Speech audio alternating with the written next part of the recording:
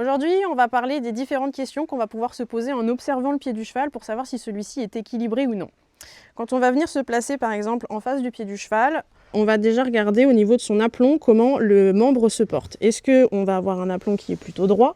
Est-ce que j'ai un membre qui va partir sur l'intérieur et dans ce cas-là on va plutôt être sur un cheval qui est à tendance cagneuse?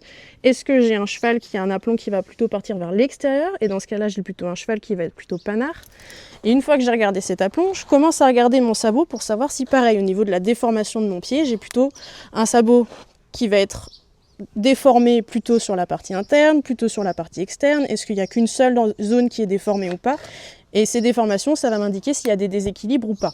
Ensuite, quand on se place sur le côté du pied, on va pouvoir déjà regarder si l'angle de ma pince et de la paroi de mon pied, c'est à peu près le même que l'angle que j'ai au niveau de mon pâturon et qui remonte jusqu'à mon boulet. Donc cet angle-là par rapport au sol. On regarde aussi l'angle ici des bulbes de mes glaumes qui sont assez développés et forts ou s'ils sont plutôt très proches du sol.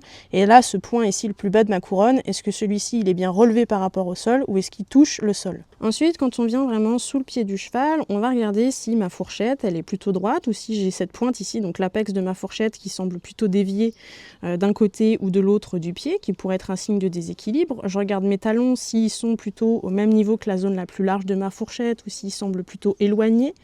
Je regarde aussi ici si le développement de ma fourchette et la hauteur de mes talons juste ici, c'est à peu près la même. Si j'ai ma fourchette qui est beaucoup plus basse, si j'ai ma fourchette qui est au-dessus du niveau de mes talons par exemple, tout ça, ça peut être des signes de déséquilibre. Et enfin, on va regarder aussi si donc mes lacunes ici de ma fourchette, elles sont très larges, très profondes ou pas.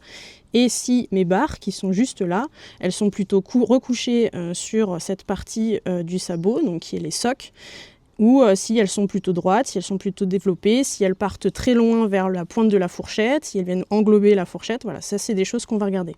Si jamais vous observez des déséquilibres sur le sabot de votre cheval, pas de panique, ça ne veut pas dire forcément que c'est grave, par contre ça donne des éléments pour que vous puissiez en discuter avec vos professionnels quand il passera.